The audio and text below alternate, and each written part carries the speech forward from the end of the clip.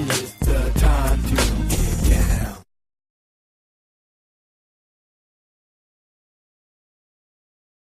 Bench. And the bench is led by Rasheed Wallace and Lamar Odom. That's an interesting point. And I you know what? Here's the thing.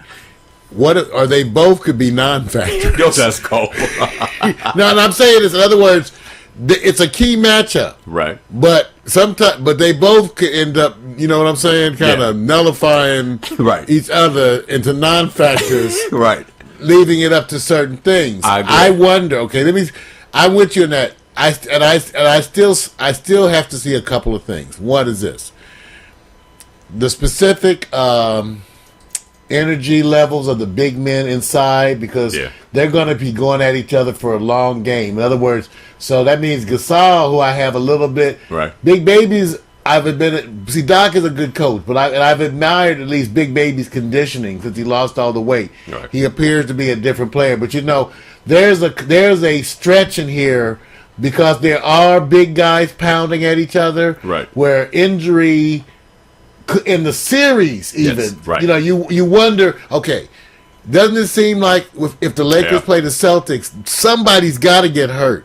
Yes. In the series. I hate to say it like that. Right. But you wonder about Bynum's knees. You wonder about Garnett. Right. You wonder about Wallace. And There's a bunch of people you wonder if the injuries could end up being the thing. I hope it's not there. And I think the part that they're not counting on right now is, first of all, Bynum. If you get 10 to 20 minutes out of him, they'll be happy because you're getting that 10. And he's not going to be anywhere 20, near. I'll go with the 20. Right. But I don't know about the 10, Vic, Right. because to me, see, they need a solid thing from him now. They just need him to be in the defensive That's what I'm range. saying. At least That's the bump, it. because Gasol against, they're going to pound him, That's and they can correct. do it. It's a formula. Yes. And my man is so strong. That's right. And he goes so long. I give it, he has a lot of heart to me. Right. And he plays through the pounding Right. the whole game. Right. But that's a long-ass series. Well, and here's the difference. Look, I actually picked the Boston Celtics to go from the East as well because of the way they're playing. But I also know there's a couple of conditions that work a little bit against them.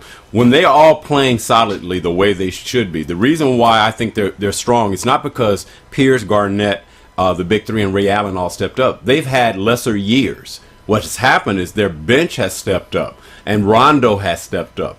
But Rondo also is somewhat not at 100%. So what you need is their bench to step up, because all the big three, their age, the injuries, if you run them, and Cleveland showed that. If you run them and you do your game, go inside. They kept saying, Cleveland, go inside. Cleveland didn't do it. They lived on the outside shot. I said, now you're giving Boston a chance. And they slowed the game down. And everybody said, if Shaq goes in the game slows down. Cleveland is a better team when they run.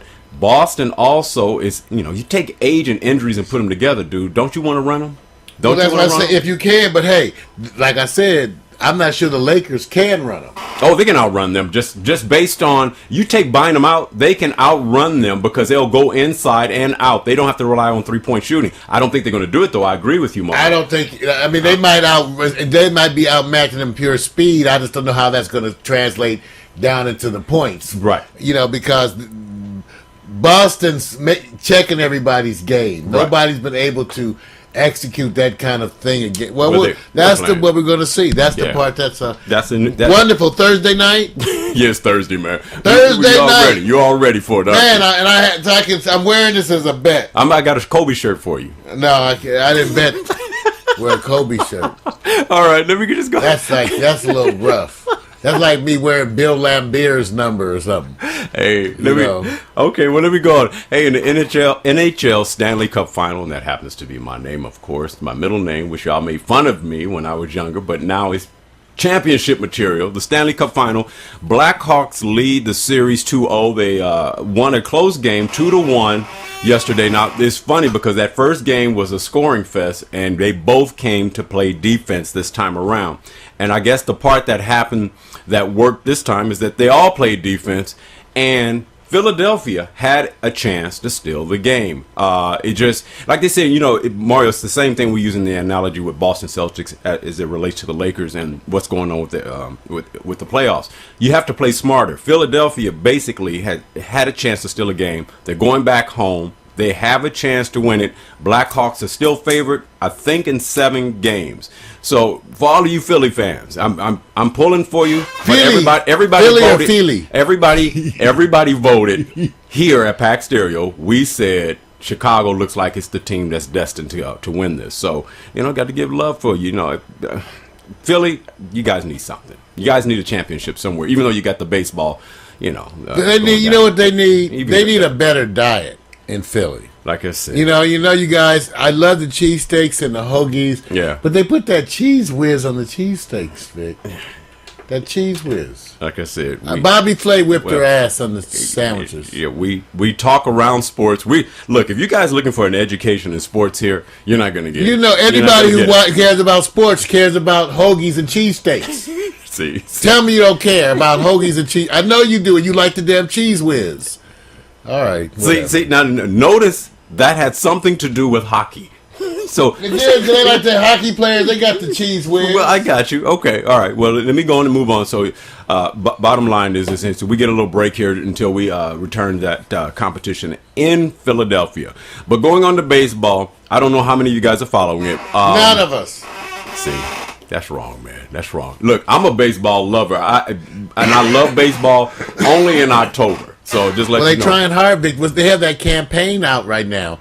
They really are. Somebody. I don't know who they are, but somebody is very concerned about what that inner city youth, specifically black folks, young black folks, are not embracing the game of baseball. Yeah. So now they have all these ambassador programs out there trying to get black kids into playing baseball. They want you to play it because you don't want to play it. You're not playing it. What's wrong with you little black kids? You won't play baseball. No. What's wrong with them, Vic? We know what it is, man. What it is? They're too busy playing. They sexting, Vic? No, it's not sexting. What are they doing? Sex is wrapped around it, and the celebrity status. Unfortunately, how many baseball players do you see with commercials now endorsing clothing lines or anything like that? Do you see any of that? No, Vic. Only steroids. I only see steroids, Vic. Wait, where's the glamour in baseball? Steroids, Vic. It's in steroids. There's no glamour in steroids in baseball, man. Come on now, you got to be steroid glamour, Vic. What game can you go out and play and only require? It doesn't require another person to play with you, and you can go out and do it and easily. Basketball. Football, you can do it to a certain degree. You can't throw yourself passes. At least basketball, you can shoot around by yourself. Well, yeah, you could. That's right. But you talking about what game can you play by yourself? Really, basketball. You can really play. Stroke the salami. You know what? You see, this is what we get with sport. See, you don't see him in that pic. That's because he's trying to hide. Okay, that's pretty good. Yeah, that's pretty good. I know. Look, he does special effects. I'm just going to sit there and say this.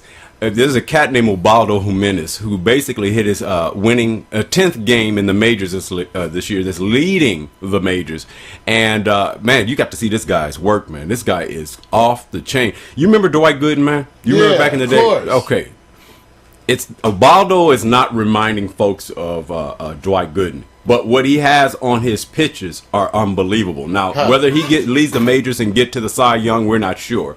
All I'm gonna say is that give this man some time, and he's going to do something. Now, in the meantime, everybody's waiting for the sensation that's on the Washington Generals, and that's Strasburg. This is a cat that came out of high school. Basically, I even heard about him. He's been lighting up the minors, right? Right. Everybody wants him in the majors, but they say he needs time. He does, but you know what, Mario? Remember, Dwight Gooden came out as an 18-year-old phenom. And what I trip off is the guys who are slamming him to say, hey, look, we hear stories about these up-and-coming cats, and they never materialized. I said, so what happened when Dwight Gooden came in? Then he materialized. So they don't see the same. They're hesitant, and they don't want to turn around and say, put all your media hype behind this cat. We haven't seen him do what he needs to do in the majors. Now,